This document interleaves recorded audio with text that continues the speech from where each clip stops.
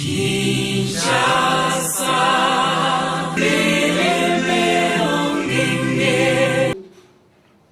y a plus de bonheur qu'à donner qu'à recevoir. Donner ici voulant dire donner gratuitement, sans calculer, comme le Christ, comme tous les grands saints. Merci, ma Père Abbas, de nous avoir appris que c'est possible de le vivre authentiquement ici en Afrique en ce 21e siècle. Écrit par Sœur José Ngaloula, fait à Kinshasa le 13-11-2015. Je vous remercie.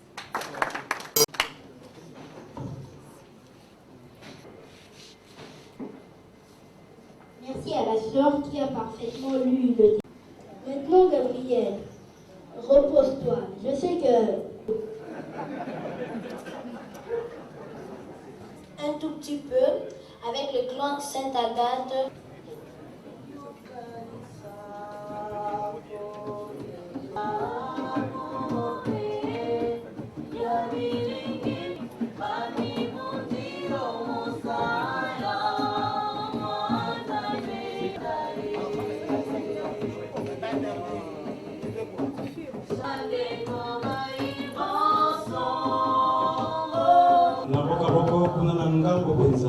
Mosena tokomona te ndenge moko balikonzaki solo mosala wa ya biso eponi bango zomi na ibale bangala bakokota moko ya moko akosala mosala na ye kombo tokopesa ye nini parce que mosala baye moleki makasi kokota basali baye bamosala wa ye mokonzi wana koti atali avandi ogwende atali kuna epanzi amoni katikiro akotuna katikiro malamu baye bakosala mosala malamu nzoka ndenge toyebi bato bakolobaka te explorateur moko ya bango lokola Stanley mozali lolenge kani Stanley wana akopusana akonzi na yoki bakata alomba kala nezali konzi na yo kasala bakokolika mokonzi wana epa likambo nini abi te nangisela kuta na ye ayebisi mokonzi namoni moto moko mona ye mokuse monene moke azali makambo koyebisa o mokonzi abikotisa ye na lombango Stanley epesa ngai nango na kotanga nango Stanley wana telemi apesi mokonzi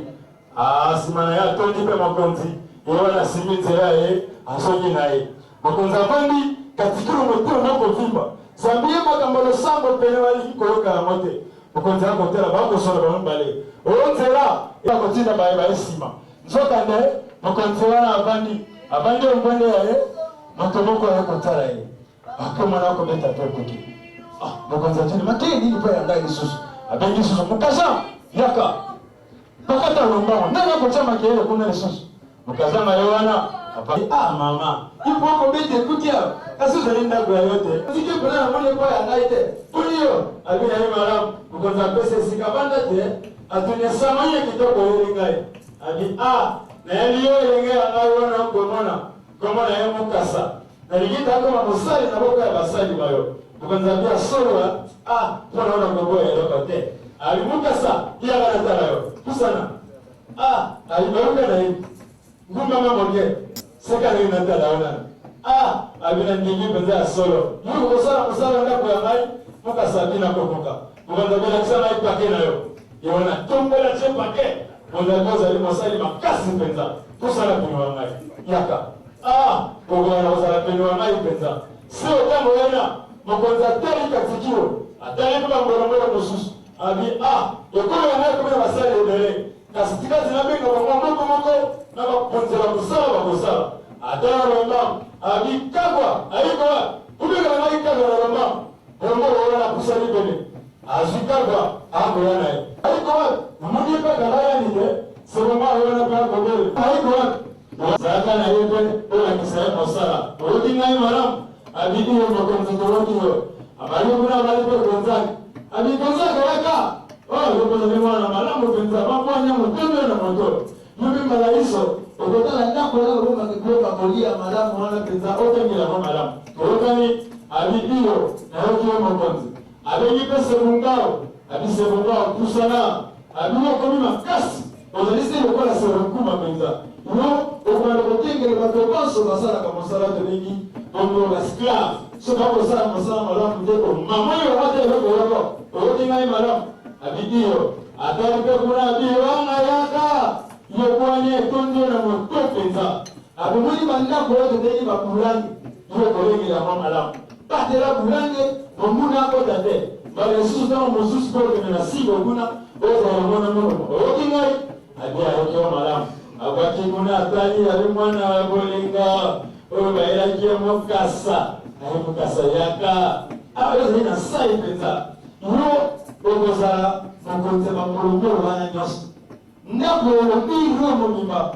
ezali yayo okokengeli maso masalama malamu toyokani mokasa bidiyo mokonzi nayoki yo alabisi bango moko ya bino tokende kosala misala ya bino poso bamwana batondi bayamani bakotuma mutu na mosala na ye mokonzi abi navanda na ye awa vandi maya ostale akomaki te nazongaki epai mosusu etiki bakonzi ba eklesia inattentive te mokonzi moko ya eklesia alger tobengi bongo na vigérie atangi mokanda wana atindi bamissionnaire alimokende omaka kuna uganda mokengi kotia sangoelamu lokola baprotestant bayaki mikolo mibale mileki mpenza abibunana mokende kotia sangoelamu bango bakopusana mpenza balaki motamo mazombi asala bakomi na zanzibar bakabwani basusu bamatio ngomba bongo mibaleni bapusani kote basona mokonzi kota yambali bango bango bana bakopusa ekasi mwana modele elemwana mosali waleta maiso mamasi bango bakokokoke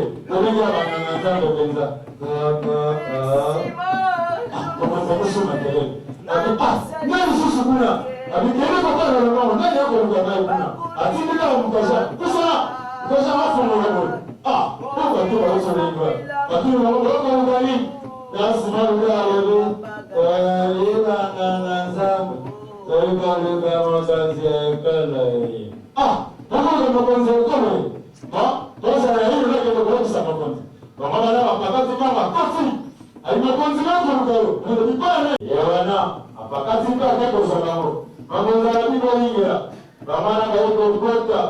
katikiro monika wengi waliambia wano atondi na kanda zambi ba protestants wanakotea makamanzalo ba Kristo wao bitika makangalo soni de tana mbona wao sasa atondi na kanda kwa kwa kufare kwa mtamoni wao abi apesi na mwesi alibofanda mwana be babani kwa sababu tuna mambo boko baba ile paya ngai ndio alobi tazaliwa na Samuelamu wakati kolo leo. Samuelamu nini wana Yesu? Abite mboga wale wengine bakosera kola biso. Tosa ni sabayo bako mapenza ba Kristo. Katika moto wa Mungu viva. Ba Kristo barani wa Yesu. Atomoja dibiku. Alijiko huko makambo manzako ile. Wakaanza walabi toka sanai kasi makambo manzako. Bote ya Samuelamu ya nino. Kasi ngai na zaidi banzako ya ngai. Na ndimike sike na kwa Kristo ya nino. Bamba bana basirikali kwenza abi mogonzi tatanga motondi olengo ya biso bana bako ndima bako kenga bako sala masaya bango bonzere bango kuna rubaka batesa ngoram batondo sai mogonzi balo bi nakima moto pasi kwenza na kileta ko kama make nalala zambena lopeza ni makolo mogonzi wana ayiko ndima asibiwa yepeza hata moiso alidele ni kwenye wangai Bamana bako tambula na bamoloko wa heba kiri. Abikina bango. Simama mikolo dike pena. Mami mikolo bele. Awa balisone. 2 mois après. Ebuli kunza bakisu bakuti omolongo. Bele kuna kisa ikuwa bango. Basusu. Bako sambana. Bamana mosela Yesu Kristo. Bamana bako kota penza. Nasaya bango. Matena bango mako kota. Mako salisa bango. Yowana. Bamodela bako kota na amansi. Misa bango penza. Gwana amati bako bana udela bando sikai yes bongo bana bangai bongo babandi albi le rama golo kitoko penza oyoki malamo penza matea ma Yesu Kristo bana bangai bozalisi na mokonzi mokonzi maza kaweli kolo boyebiye babi moka bamana ndio kama yaje kasi mambo kuna mukasa yanoi abia solo ulaikisa kipisote mokonza moto kubema kamukama yeto tobenga kasiro yeto tobenga katonda nolera tondi na sai benza ali amukasa okomi mwana wa banya siyaka funa maso komeli boy nako pesa yo batisimo fukama na benisayo Yohana nabi mukasa nako batisayo komo ya Joseph komo ya tata ya mwana Elimo Santo Mwenye ya Sandele Okomo ya tata ya mwana Elimo Santo Yona zoniswe amen Eko elimo pesa kama Abo kola koza Mikolo ya Mikolo kola batisimo Abinako benisagina Okomo ya tata ya mwana Elimo Santo Misa makosila lubina bango Bokende na bwabata Bosala maene edisiwina Bomitika na banzame ya likekate Bomitika na banzame ya mosusu wana te Zamba zalise moko Bokinga imana Adita yaki Mamana basili kubima Mamana basokirpa ya bango Samuka basime bango Sope ya wai Weka mzela Nzoka boka ya makristu Baligati ususu kwa sawa makangwana te Zami Mkonziwana na kanda Akena tonga mkuna Akena kiba rasika watu ya kosepolisa ya iba posa Asoni boe Ntoko kwa ramanante Adoli maradi ya sono Wajinosu na kimie Kumama manziro kwa tukula pale Oto wiki Joseph Mukasa Pesha mali muzei Kwa mwa gitama iso kwenye ya mkonzi wa bango Badae kosani sae Zoka mwe Mkolomana adoli mine yoye kuke Mwana wa emoko Mwanga Abinapa tatama wanatala tata Mwami kolomini na monyete Akota wandako boy Solo wana enkomparabu Mwana yoka kokite Apakati mba Kasi sama ni mzena Joseph Mukasa Ako pewe Mwana suko kwa tata Yeye rete kufa Ako kota Nama mwarumuru Zoka ni mama Akina mwarumuru wa emoka Ndoko lingami Hotela wana iko mwere Mwana kaka pena mkonzi Ikiku mtambo na kuza na pina waete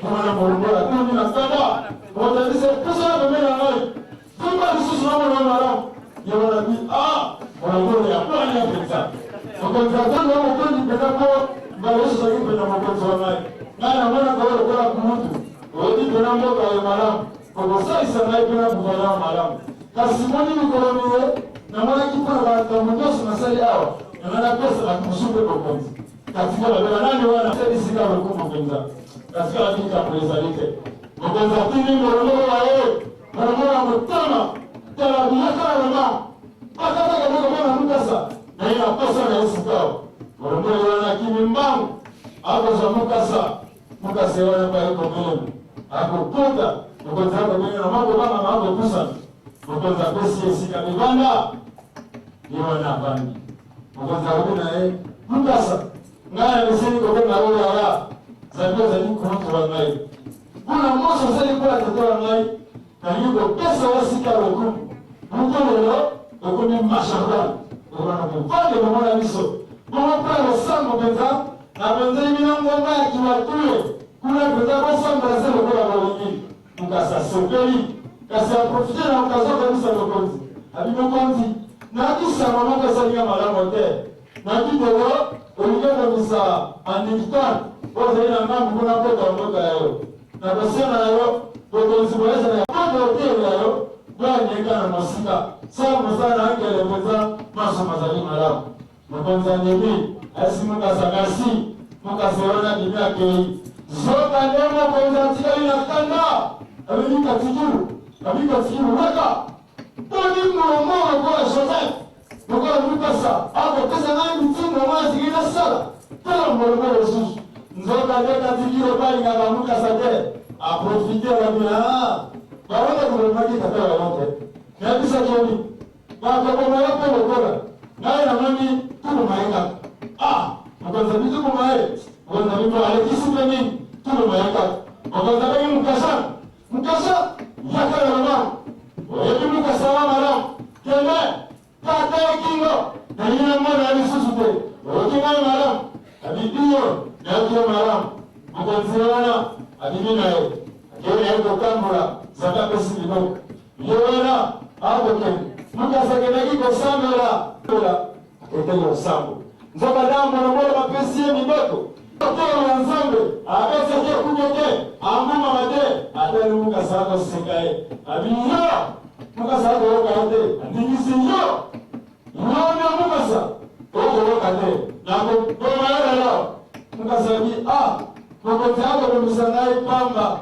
nasali okate kasiyebise abo mala matema soka mwana matema te ngaina kusanga kwa ayoza mulikolo mukasaka kumboga biyo mukasaka makonzi mukasaka te kusime angai ngaina kusanga leta makonzi tia makale kwa kumsana pamba yona tati ya moto paloya mabonanda mukonza mukasama wangi mukasaroi sabe parama ni makilimo bimba zoa leko kwa tere yuko mususu leta Bora mshisa kwa Mungu sasa waki.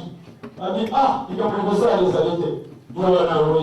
Sio kwa kuona Wakristo wako kwa kama sana wakamwana. Baba kisa ngote, mkomoko ebile maji, mkomoko tokaji, ongambo kuna ya ini wewe ndio kumalo kuna watakufa. Kwa nyama leo ndio tabanaye. Mama zako soma na kanda. Sababu kwa bora. Mbona kama tumokote? Amuna kama tumoka kwa mbaiki, abanachu, atani mkasha, atani katujuru, atoni. Kwa watu kwa mbaiki, kwa kwa mkasha na mambo kama kwa zaidi na elite. Atomo na nisho ngambo, amani muwafu. Atomo na muwafu. Usa kwa mwana mama. Yaka, muwafu kati mwanzo le apita kwa mama. Mwana tunie wao Mwa fesi mkonzina kene kiko samela. Mwa kene kiko samela. Nena nime ko samu. Abeza linga ite. Ezalia. Bakimia na mama kuna moro. Atiko sa komisi mungao. Bako kota naye. Mwa ni. Ogoka. Mwa hata kato. Dunia ko kota naye. Ako kama na mkonzi. Mwa tumia ni. Osai ni mwafu. Ina di mkonzi. Na tewa kio samala. Tosamela kina ya kisule. Abila kwa mabili makamana mwakamate. Epesi kanda. Ala kinyamba upeza mwafu. Tuka kama kondisyon kwa mwana kumia kanda. Aesi kwa ukelo. Na yuko mwana wa Kristo mwaka susakata mwaka ya maite. Na mwana wa Kristo mwaka lisusu te. Mwaka mwo. Mwaka granada mwaka sasikao. Esi kwa waki. Alito waki maramu. Zoka ndeo kama wena. Adumalisa na iman. Awoka kime mwakoza waki. Kwa mwana wa Kristo te. Mapakati mbamu. Mwanzo rabi. Kuzo tuna kumbiwa. Tumaje. Aliko mwana tema Kristo te. Kristo rabi. Mateko mangai. Mengonga wewe pele mito kufa kwa Martino. Kusoma ya mwana na mboka. Aboi. Mekizita shida mwana makasi. Asumi sima mwana mboka. Akiyaya ya romo. Onzera. Kamala na wako kota. Kamala. Abina mwana tamoko te. Atamoko ya bango te. Ominiti muke. Mokonzi. Ako kuku itoka. Ako kota pena. Ako kota itoka. Na mwolo wa yo mutimo. Mwolo kwa mutimo open way. Ako kwanza kwa hikira. Kune wa Kristo. Bakana malemu. Wako posa roho malemu. Zambia nilika hapa. Basini mabumbili. Mabuya. Mabuya katika Tanzania. Mambo ya mama Mulumba. Abi ngana nini? Kuni nesa liwaki na kuna na mkono. Kwa ngai kaka ao. Na kutamba lisusu te. Na vile mwa zalima Kristo. Kwa ngai tuwe. Awana bazi bakati ya damu. Kasi mtoto ya ye. Nisali kukolisa kia mwenye kufa. Baba kilo zangu. Baba. Atana zabinga kuna kukusa nate. Ngana nini na ngai. Kwa ngai kaka ao. Nasa liwaka kilo wako. Baziye kwa kuna. Bakati ya moto. Abonye. Makomi nzalea mamo. Bakusa mkie pasongo indarabite. Nga pene ni wana kusarate. Boma ngai kakawa. Na wina noti na zaliwa Kristo. Kila watu. Kuma mangai. Baziye rape. Babonye. Makomi nzalea mamo. Kamana makomi te. Uleka makomi. Bakukota. Mkonzamani mwa temi. Abia. Mwana wa Kristo. Wazamisi iyo. Bisale ba Kristo. Abina pekisine wako wakate. Atelemi. Atale mwanzela mabele. Alobina tini mwanzela chance ya suka. Bae bazalima Kristo. bale kongambo bazali bakristo te parce que longambo yesusu shalolama moto ya mopenza yona telemi abina yemo kristo akatisi ngambo yesusu nzona kizito akangiwe yamba abite ngapena kuona longo sebo mwana bongo matiro nyonso bakatiso kamba bakristo mokonzikane matiro motima ayibakenda komona mwana moto bamwe bana ukoza bilobi yatono nakuta bamwe basiki bawe akomi wana mutwelali makonza akimia babani wana shala roma bandisi bamwe mabele alimoyeka mpiko koyeka mpiko mama ya biso ya moya ebelemi kizito atelemi abi yalonga yilo bakiete ko esionyemi kristu azele utanzeyaro kisa babite mala inazakaka batisimo abivandakasi posana abenye baona batano penza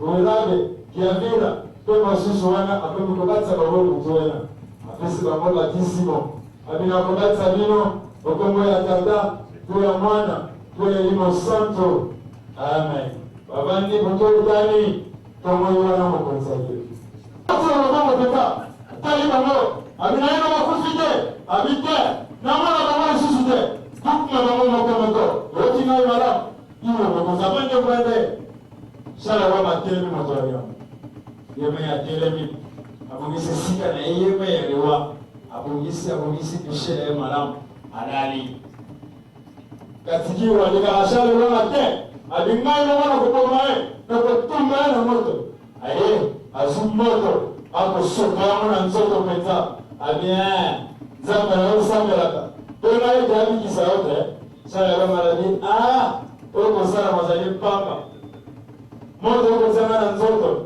zaise bokola mai pamba oko sopa bako sana mai malamu penza katiko epesi ekanda abien kikala ni malote esiko oye munako ya pamba shaleva makufi te basuko mwana bongo kizito bango basubana batikali batandi bango sila bango ayowa batandi bango moko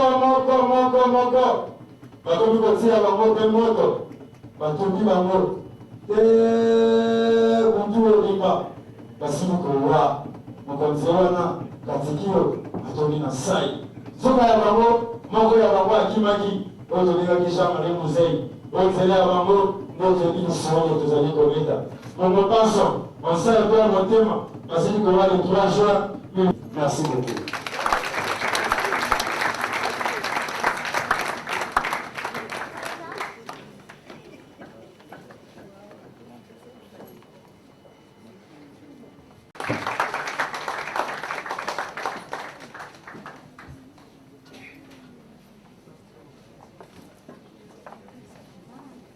Merci au clan Saint-Agathe pour cette belle prestation, animée, maquillée et tout le reste. Qui de nous pourrait accepter d'être étalé, être brûlé sous la face de ses amis, être brûlé vif? Qui? Même pas vous, monsieur. Comment on vous allume un feu, on vous brûle.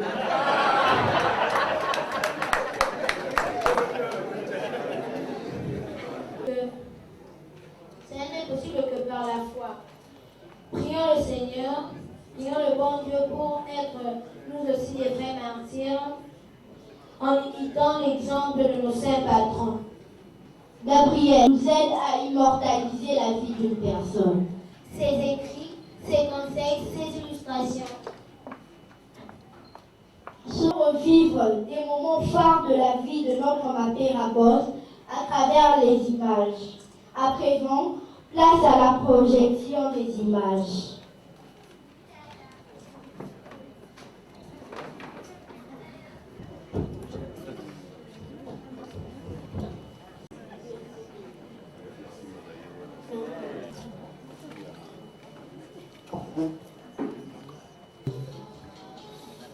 Mais d'ici peu, nous allons retracer le parcours de celui qui a été à nos côtés, un initiateur, un conseiller. pour la cause de la jeunesse. Passé, nous l'appelions affectueusement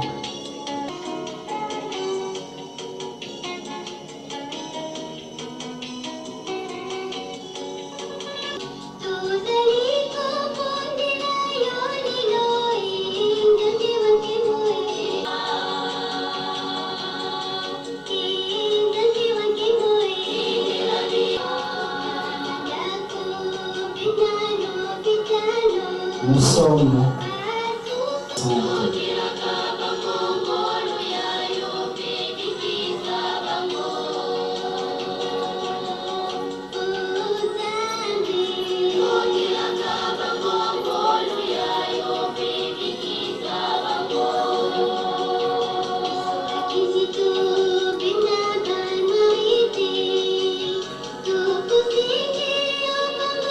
Monsieur, en petit notre respectif, permettez-nous de vous souhaiter.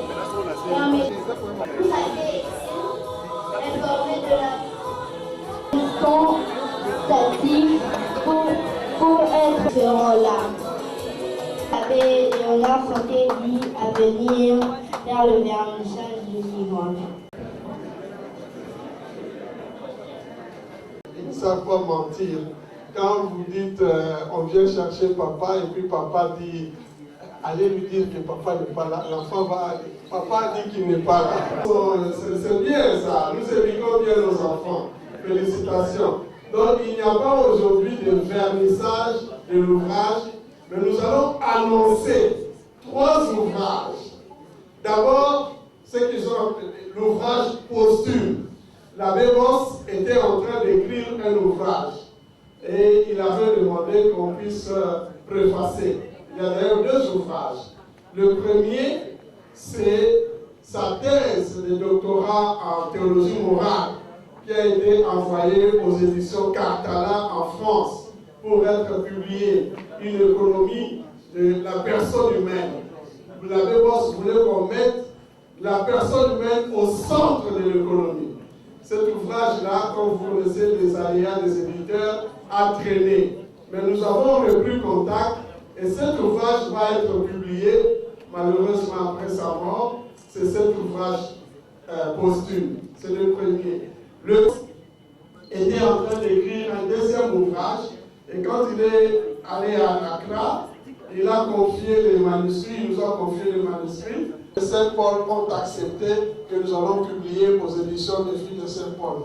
Comme vous connaissez aussi les aléas, il fallait chercher un financement. Et finalement, Mission Aachen d'Allemagne a accepté de financer pour décembre. Le 2e ouvrage maintenant, ça c'est les amis de l'abbé Boss qui ont dit notre frère est parti, il avait beaucoup de choses, il était professeur. Nous sommes en train de préparer un ouvrage intitulé Foi chrétienne et engagement pour la dignité humaine. L'abbé Boss, il y a 2 mots là qui viennent, c'est le mot engagement. Il disait la fidélité à ses engagements honore l'homme et le rapproche de son Créateur. Alors nous avons pris ce mot engagement. Mais il voulait aussi une génération de l'excellence. Il voulait la dignité de l'homme. Alors voilà, nous avons dit, il y a engagement, mais engagement pourquoi? Voilà pourquoi nous faisons appel aujourd'hui, ce soir. Il y a une petite équipe, mais nous voulons élargir l'équipe pour que les uns et les autres qui veulent participer à cet ouvrage que nous voulons monumental, que nous voulons un ouvrage en béton armé, un ouvrage de faire parvenir les textes à nous-mêmes et à notre frère Georges Gila. Nous promettons, nous prenons l'engagement solennel l'année prochaine de rendre cet ouvrage, de publier cet ouvrage pour rendre un hommage à l'abbé Boss. Écrire des articles, mais nous avons des témoignages, comme vous avez vu ce soir. Eh bien, nous récoltons aussi les témoignages. Frères et sœurs, nous savons que vous avez des témoignages sur l'abbé Boss. Eh bien, ces témoignages-là ne sont pas pour être gardés seulement dans les cœurs. Hein, c'était projet de la fondation Kizito Marie de la fondation. On nous a dit que la mémoire, comme il était